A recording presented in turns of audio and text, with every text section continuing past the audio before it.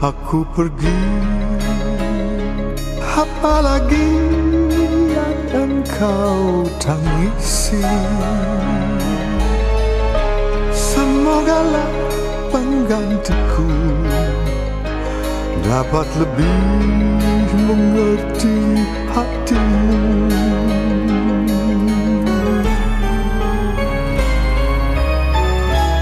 Memang berat ku rasa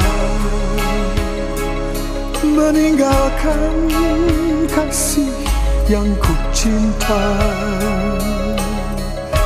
namun bagaimana lagi, semuanya harus ku jalani. Selamat tinggal, ku doakan kau selalu bahagia. Hanya pesanku, jangan lupa kirimkan kabarmu. Bila suatu hari dia membuat kecewa di hati, batin ini takkan rela mendengarmu hidup menderita.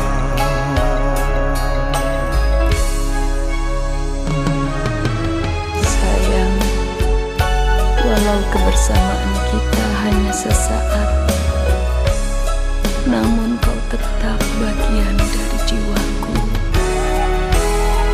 Ku iringi kepergian dengan ikhlas hati. Semoga kelak kita dapat bersatu lagi.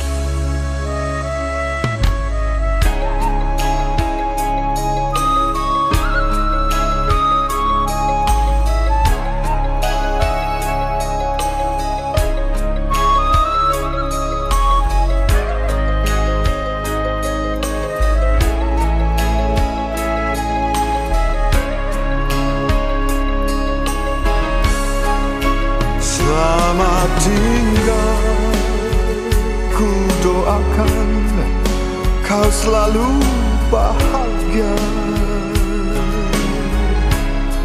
Hanya pesanku, jangan lupa kirimkan kabarmu. Bila suatu hari dia membuat kecewa di hati, batin ini takkan rela mendengarmu hidup menderita.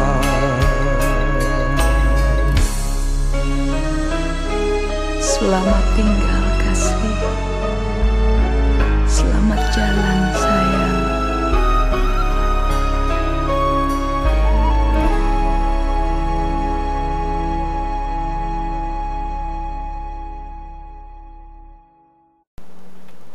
Pada pandangan saya, Puan Hajah Muhammadiyah, guru penekanan co-curriculum, merupakan seorang guru yang sentiasa memberikan komitmen yang tinggi kepada pihak sekolah, dan saya rasa semua pihak boleh bekerjasama dengan beliau sehinggalah di saat-saat akhir perkhidmatannya sebagai pegawai kerajaan, di mana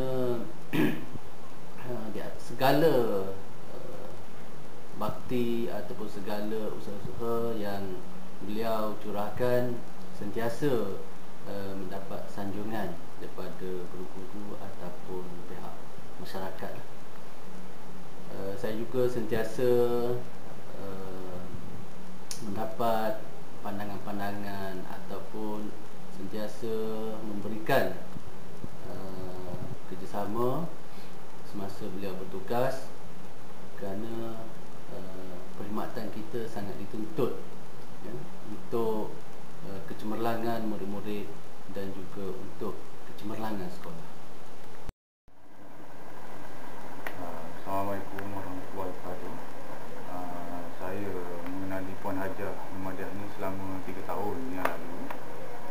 seorang yang baik hati dan mudah mesra dengan semua kerintangan sekolah ni lah. Sebagai seorang rakan sejawat, beliau mudah dibawa berbincang dan tiada apa-apa masalah dalam tugasnya di sekolah ini. Dan banyak jasa-jasa beliau yang telah dikorbankan di sekolah ini. Di antaranya ialah membawa pasukan sekolah ini ke peringkat sehingga ke peringkat negeri lah.